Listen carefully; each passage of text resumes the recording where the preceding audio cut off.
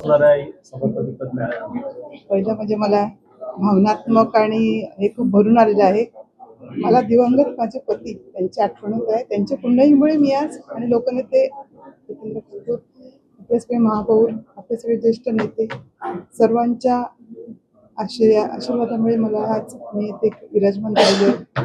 माझं मुख्य ध्येय असणार आहे, ज्या परित्यक्त स्त्रिया असतील, ज्या अनाथ असतील, ज्या विधवा असतील किंवा ज्यांचं असं कोण नसेल अशा अशा निराधार स्त्रियांसाठी मला काम करायला आवडेल.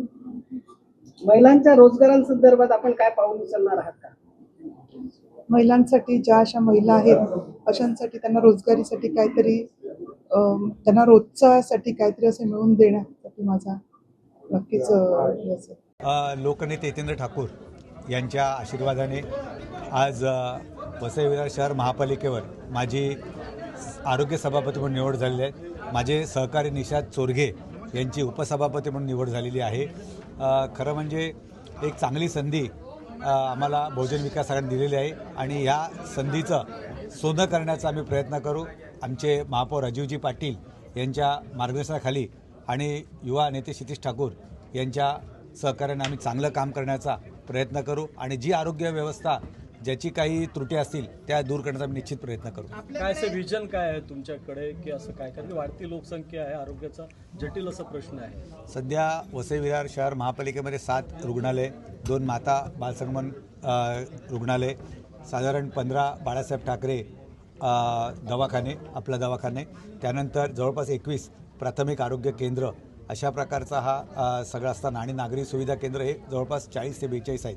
तर या सगळ्या ठिकाणी आम्ही जाऊन त्या ठिकाणी भेटी देऊन त्या ठिकाणी जास्तीत जास्त रुग्णांना कशा सुविधा उपलब्ध करण्यात येत असेल आणि जो वसई नालासोपारा आणि विरार या शहरामध्ये नागरिकांच्या आरोग्याची कशा प्रकारे काळजी घेता येईल आणि जो शासनाच्या किंवा करण्याचा जो पैसा असेल तो योग्य ठिकाणी मार्गी लावून जनतेला त्याचा कसा त्या ठिकाणी सोयी देता येतील यासाठी आम्ही प्रामाणिकपणे प्रयत्न करू. या ठिकाणी आपल्याकडे शवविच्छेदन केंद्र नाही आहेत महापालिकेकडे एकही, आणि त्यामुळे लोकांना मोठा त्रास सहन करावा लागतो. त्यासाठी आपण काय उपाययोजना करणार आहात का? शवविच्छेदन केंद्रासाठी आम्ही बजेटमध्ये पण तरतूद केलेली आहे, परंतु शवविच्छेदन केंद्रासाठी ज्या काही त्यांच्या क्रायटेरिया आहेत त्या राज्य शासनाच्या मार्फत होत असतात. त्या ठिकाणी जे डॉक्टरची उपलब्ध असते ती राज्य शासनाच्या मार्फत होत असते. पण त्या राज्य शासनाच्या विश्वासात घेऊन त्या ठिकाणी महापालिका जागा उपलब्ध असेल त्या ठिकाणी चांगली बांधणी करून जास्त अशा प्रकारे शवविच्छेदन गृह उपलब्ध करण्याचा आम्ही प्रामाणिकपणे प्रयत्न करू. या ठिकाणी आपल्याकडे MRI सारख्या ज्या सोनोग्राफी असतील त्याचे डॉक्टर नाहीत, डॉक्टर असले तर उपकरणं नाहीत, अशी परिस्थिती आहे. त्याला कसं तुम्ही हे करणार? खरं म्हणजे महापालिकेच्या माध्यमातून जे काही मानधन दिलं जातं आणि त्याच्यामुळे हे ज्या काही स्पेशालिटी ज्या काही स्ट्रीम्स आहेत मेडिकलच्या, म्हणजे साधारण आपल्या रेडिओलॉजिस्ट असेल किंवा आपले या ठिकाणी भूलतज्ञ असेल तर याचे वारंवार आपण त्या ठिकाणी म्हणजे निविदा काढल्या तर ते उपलब्ध होत नाही. तर या ठिकाणी त्यातल्या नक्की काही त्रुटी आहेत जसं तुम्ही म्हटलं, तर त्या त्रुटी आम्ही लक्षात घेऊन या ठिकाणी आम्ही त्या ठिकाणी त्याची कारणं शोधून जास्तीत उपलब्ध करण्याचा प्रयत्न करणार आणि प्रसंगी जो काही त्या ठिकाणी निधी उपलब्ध करायचा असेल तो स्थायी समितीचे सभापती प्रवीण शेट्टी असतील आणि माननीय अजीवजी पाटील महापौर असतील या दोघांच्या मार्गदर्शनाखाली या ठिकाणी उपलब्ध करण्याचा प्रयत्न करणार. बघा, एक तर ह्या लवकर निवड व्हायला पाहिजे होती, परंतु जाणून बुजून या थांबवल्या गेल्या, लेट झाल्या.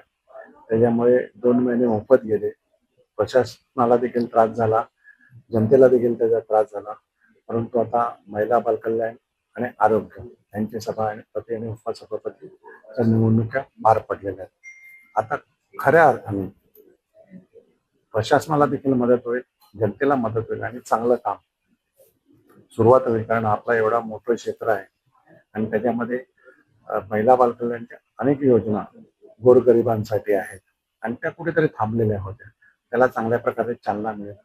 आरोग्याचं तुम्हाला माहिती आहे का, मोठ्या प्रमाणामध्ये आपली आरोग्य सेवा आहे आणि या कमिटीमुळे कुठेतरी अडचणी प्रशासनाला येत होत्या, परंतु आता त्याला देखील हातभार लागेल आणि निश्चित पावसाळ्याच्या तोंडावर किंवा महिला बालकल्याणाच्या शाळेच्या काही गोष्टी आहेत त्यांच्याशी संबंधित.